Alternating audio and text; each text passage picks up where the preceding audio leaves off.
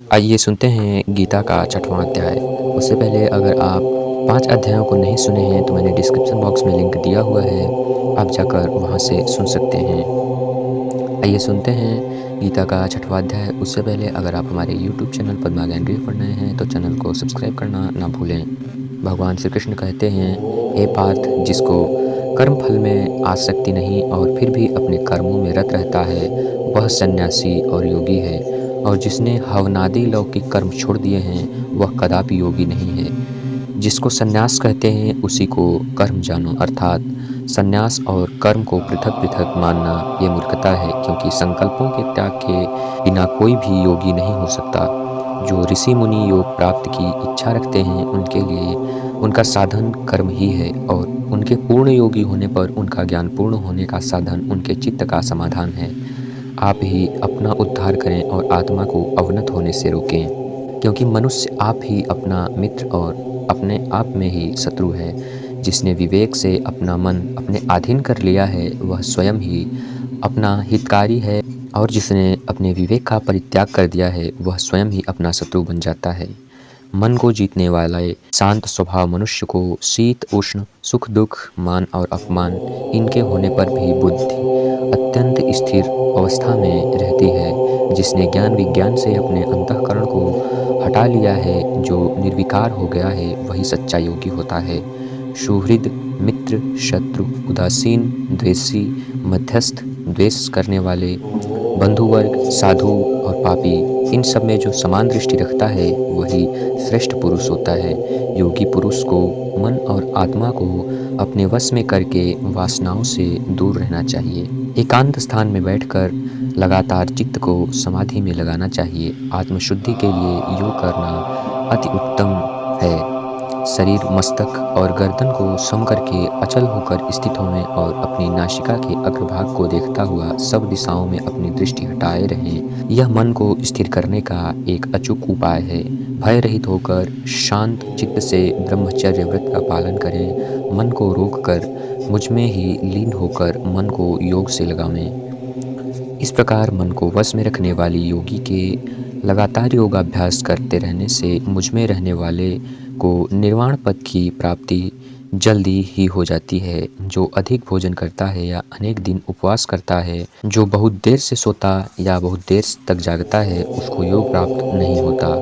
जो उपयुक्त आहार और विहार करता है तथा अपने कर्म का योग्य रीति से पूर्णतः पालन करता है, तथा जो यथा समय सोता और जागता है, योग ऐसे पुरुष का दुख मिटाकर उसे सुख प्रदान करता है। तब संयम को प्राप्त हुआ चित्त अपनी आत्मा को हो जाता है और मन कामनाओं से दूर हो जाता है। तभी योगी मोक्ष पद को प्राप्त होता है। जिस प्रकार वायु से खाली स्थान में रखा हुआ दीपक चलायमान नहीं होता है, उसी प्रकार योगी अपने चित्त को निश्चल रखकर उसका संयम करता है और अंतःकरण की समाधि लगाता है। जिस अवस्था में योगाभ्यास के कारण चित्त का वेग रुक कर विषयों से पृथक होने लगता है, और जब शुद्ध अंतःकरण से आत्मा को देखकर आत्मा में ही संतुष्ट होता है, जिस अवस्था में वह अत्यंत सुख और इंद्रियों द्वारा नहीं सकता वरन केवल बुद्धि से ही जाना जाता है, और जब वह योगी अनुभव करता है तो आत्म स्वरूप में स्थित हो उससे विचलित नहीं होता। इस अवस्था में फिर और कोई लाभ उसे अच्छा नहीं लगता, उसे नहीं सुहाता। स्थिर होने पर कोई बड़ा भारी दुख उसको वहाँ से चलायमान नहीं कर सकता। इस अवस्था को दुख वियोग कारक नामक योग जाना जाए तो योग निर्विकल्प चित्त से निश्चय करके जानना चाहिए। संकल्प से उत्पन्न होने वाला समस्त कामनाओं को त्याग कर और मन ही मन से सकल इंद्रियों को चारों ओर से रोककर धैर्य के साथ बुद्धि को अपने अधीन कर धीरे धीरे विषयों को दूर हटा लेते हैं, और भली भांति मन को आत्मा में स्थिर करके किसी वस्तु की इच्छा न करें, और चंचल मन जिधर जिधर जाए उधर से उसे हटाकर आत्मा के वश में करना चाहिए। इस प्रकार शांत चित्त तथा रजोगुण से रहित निष्पाप तथा ब्रह्म स्वरूप योगी को उत्तम सुख प्राप्त होता है।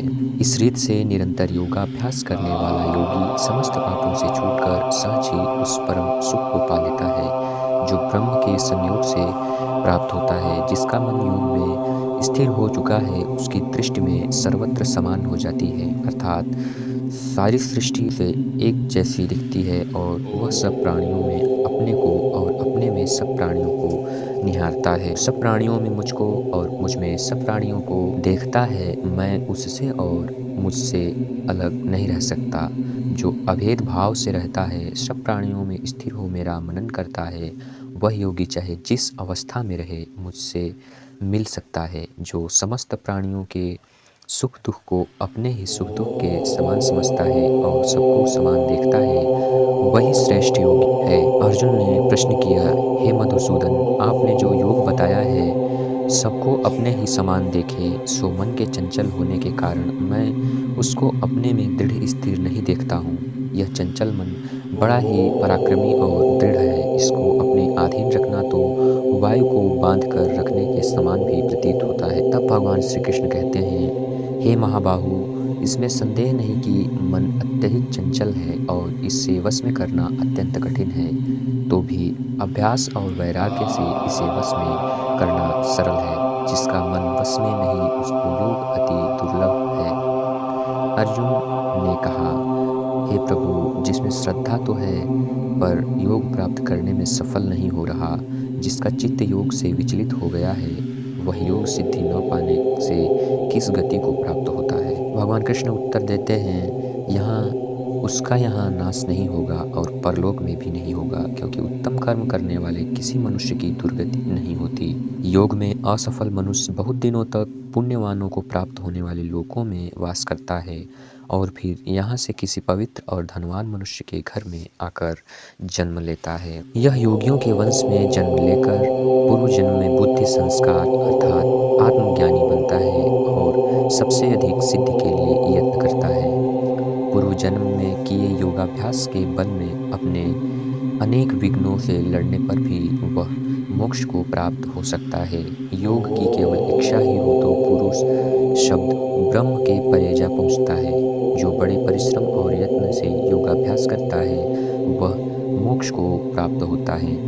बड़े तपस्वियों से योगी श्रेष्ठ हैं, जो शुद्ध होकर अनेक जन्मों में परिश्रम करके सफल होता है, और ज्ञानियों से भी योगी श्रेष्ठ है। इसलिए तुम योगी बनो। केवल मुझ में ही मन लगाकर योग प्राप्ति के लिए जो जरा सा भी भजन करता है, उसको समस्त योगियों में से मैंने अत्यंत श्रेष्ठ माना।